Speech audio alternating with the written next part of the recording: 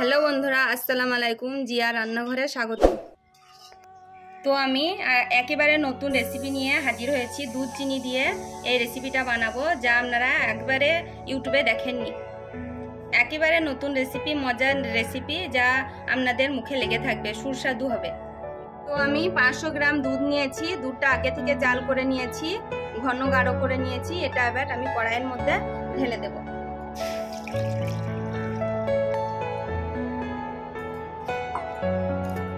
আমি 250 গ্রাম চিনি দিয়ে দেবো।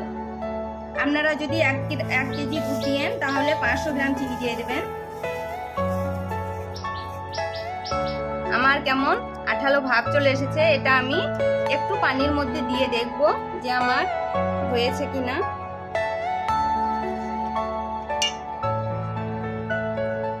তো আমার এখনো অবধি হয়নি, তা আমি এখনো জাল করে নেব। এখনো আমি 5 মিনিট জাল করে নেব। যখন আমি পানির মধ্যে দিয়ে দেব এবং আঠালো ভাবে লেগে যাবে, হাতের মধ্যে গুটলি ভাব হবে, তখন আমি তেলের মধ্যে ঢেলে নেব। এখনো 5 মিনিট আমি জাল করতে থাকি। আপনারা দেখতে থাকুন কত সুন্দর গাঢ় ঘন হয়ে গেছে। আমি একটু পানির মধ্যে দেখব।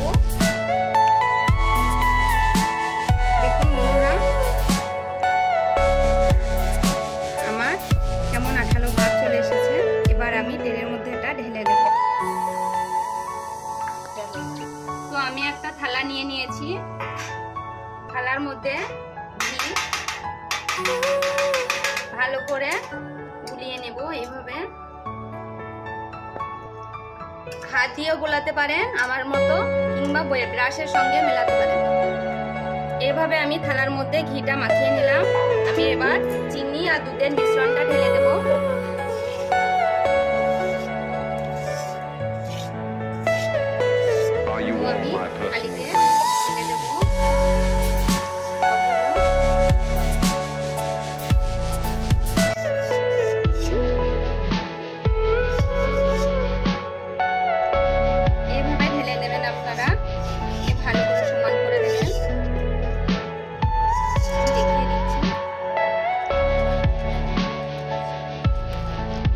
পানি দিয়ে দিয়েছি, খুব গরম, তার জন্য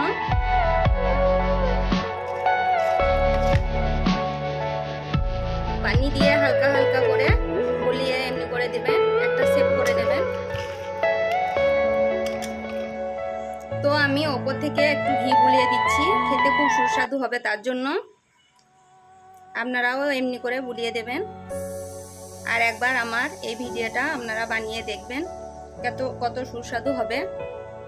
আর আমাকে লাইক, কমেন্ট, সাবস্ক্রাইব করতে ভুলবেন না। তো আমি ছুরির সাহায্যে কেটে নেব। আমি বরফি আকারে শেপ দিয়ে নেব। আপনারা চাইলে আপনাদের মনের মতো শেপ দিয়ে নেবেন।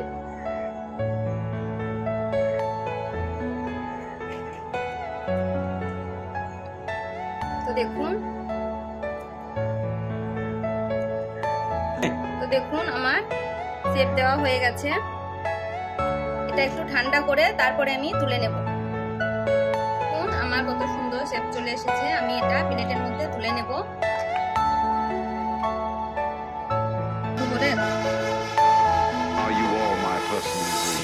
তো দেখুন আমি প্লেটের মধ্যে তুলে নিয়েছি। কত সুন্দর হয়েছে। আপনারা একবার বানিয়ে দেখবেন কত সুন্দর।